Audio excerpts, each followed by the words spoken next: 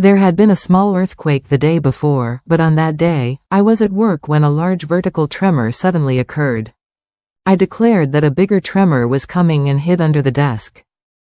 I had experienced a seismic intensity of 5 only once in my life, but I felt that it shook considerably.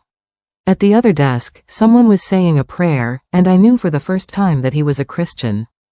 When I went outside on orders from my company, I saw other large buildings shaking as well. I was also terrified by the sight. At that time, there were still empty taxis on the streets, so it would be safest to take one home, even though it would cost an exorbitant amount. However, we employees were forced to wait on the crowded streets of Shinjuku. I realized I had left my bag inside the office. I couldn't take the taxi I'd mentioned earlier without my money or card. While other employees tried to stop them, I ran up the stairs and brought my bag. At a time like this, you shouldn't do anything other than save your life, but I couldn't do anything without money on hand, so I dashed into the building with all my might, ran up the cracked stairs, and brought my bag back. After waiting on the street for about 30 minutes, our superiors told us to leave. If the disbandment order had come earlier, I think I would have acted differently.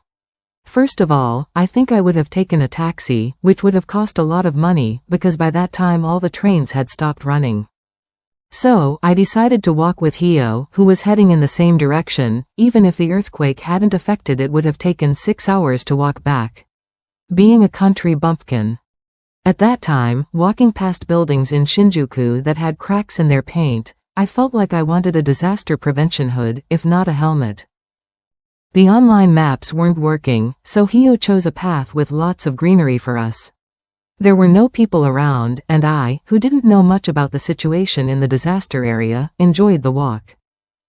However, I ended up having to go through busy roads, and a distance that usually takes about 1 minute now takes about 10 minutes. On the way, I passed a bicycle shop and they had sold out of bikes. If the same thing happens again, it might be easier to just buy a bike and ride it home. Hio said, Online maps are pointless in a situation like this where the internet isn't working. They have to be in paper form. I don't carry a paper map with me, so when I get on my bike, I have to follow the blue signs. Even if I look at a map, I still get lost. Also, at the time I was seriously wearing heels to work, so I bought some sandals on the way. I would have preferred sneakers, but they were already sold out. Even though it was March, it was cold at night, but sandals were much better than heels and reduced the pain in my feet. Hio had asked me to buy some AA batteries if they were available while we were buying shoes, but AA batteries were the first thing to run out at the convenience store. On the way, we passed through a subway passageway, where sheets were already spread out and prepared for those unable to return home. Even though we were underground, it was quite cold. I could see that it would be very cold to wait there. It was getting dark outside, so we went to an uncrowded ramen shop and ate ramen. To be honest, it was really salty. Still, it was better than nothing, so we ate the ramen. It's going to be a while, so we need to conserve our energy. My cell phone wasn't working, so I found a landline at a ramen shop and left a message on my older sister's answering machine saying I was safe, then called my younger sister's house. My younger sister was at home, and apparently my brother happened to be there when the earthquake struck, and had helped my nieces under the dining table. I was relieved to hear that they were safe. When I asked my youngest sister what she was doing when the earthquake hit, she said she was holding down the cupboard. You know, if the cupboard is damaged, it's sad and it costs money, but if my sister loses her life or gets injured as a result, it would be irreparable. I thought to myself, leave the cupboard alone and protect your own life first. But later I found out that there were quite a few people around me who were holding down the cupboard, so it seems my sister wasn't the only one. I went back to work to get my bag, and I can't speak for others, but I want people to take action to protect their lives first. But when I told my sister that I was glad my brother was at home and felt safe, she replied, My brother went to his parents' house. Brother, you were lucky enough to be safe, so don't go back to your parents' house.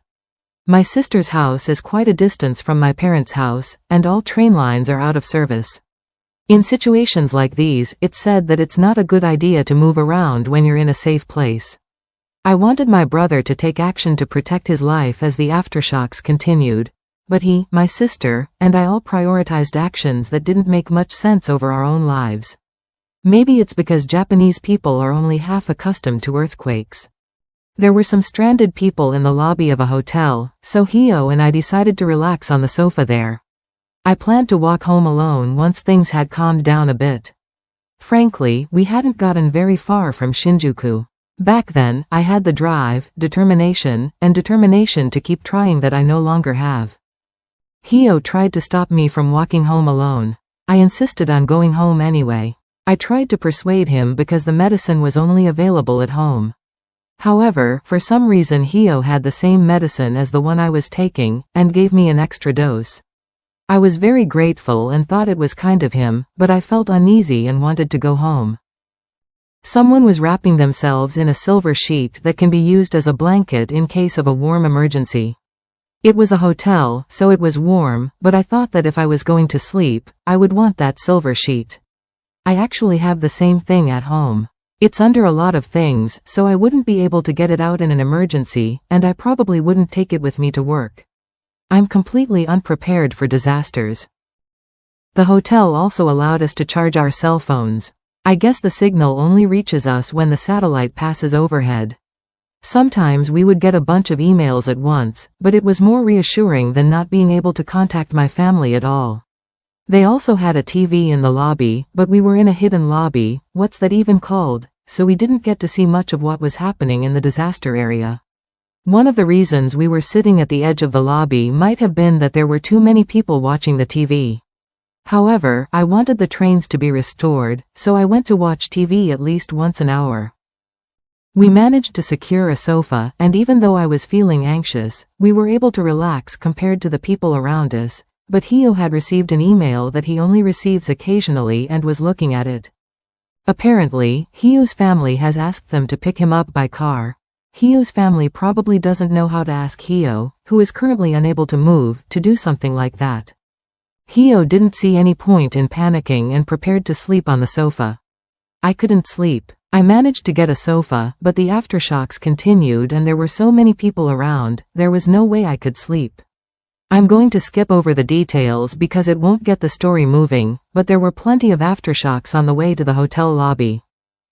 As dawn approached and the subways began to run irregularly, I asked my friend Saku if he could let Hio and I stay with him.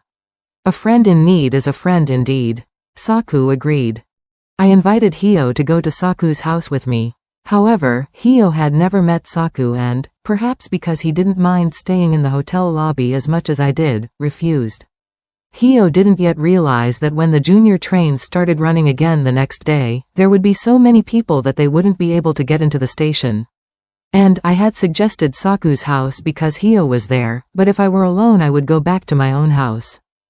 The subway had started running quite close to my house, so I decided to take the subway as far as my house. Hio was trying to sleep on the sofa, so I left him there and started walking towards the subway station while it was still dark outside.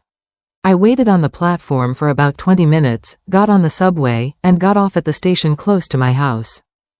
Just as I got off at the station, I spotted a taxi dropping someone off, so I got in and returned home safely.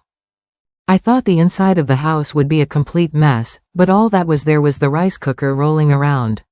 Japan's earthquake resistance technology is amazing. I was amazed. Other than that, nothing else that I noticed had moved. Even tea was going to be able to be ready to calm down, but there was not the gas.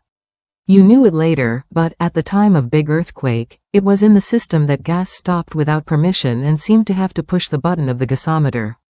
I did not have TV after having become the terrestrial digital broadcast, but knew it then as there was TV when you must push the button with TV for the area for resumption of gas for the first time. However, I cannot but hear whether you restore if you push which button to neighboring people or a person of the city gas now if an earthquake comes once again as I have forgotten it. Once I get home, it's all my business. I was happy, thinking I'd have about a week off work. The earthquake happened on a Friday, after all. I was happy in my heart that I'd get a lot of time off. Yes, I only knew that Fukushima was the epicenter, but I was tired and only occasionally watched local TV to gather information, so I didn't know the details of the situation. But after only 4 days off, work would start again. I don't watch TV, so it was only on Saturday evening from my older sister that I learned for the first time that there had been a lot more going on than I had thought. When I resumed work, one of my colleagues walked all the way to Kamakura. Even in the time of Yajisan Katasan, the 53 chestnut-haired man on the Tokaido, there were plenty of stops, like Shinagawa-juku and Tatsuka-juku, but I thought they ignored them all. If they were couriers, it might be a little quicker. But they were ordinary people of today. If they had gone at such a speed, Yajisan and Katasan wouldn't have gotten into any trouble or caused any trouble. I had this thought, unrelated to the earthquake.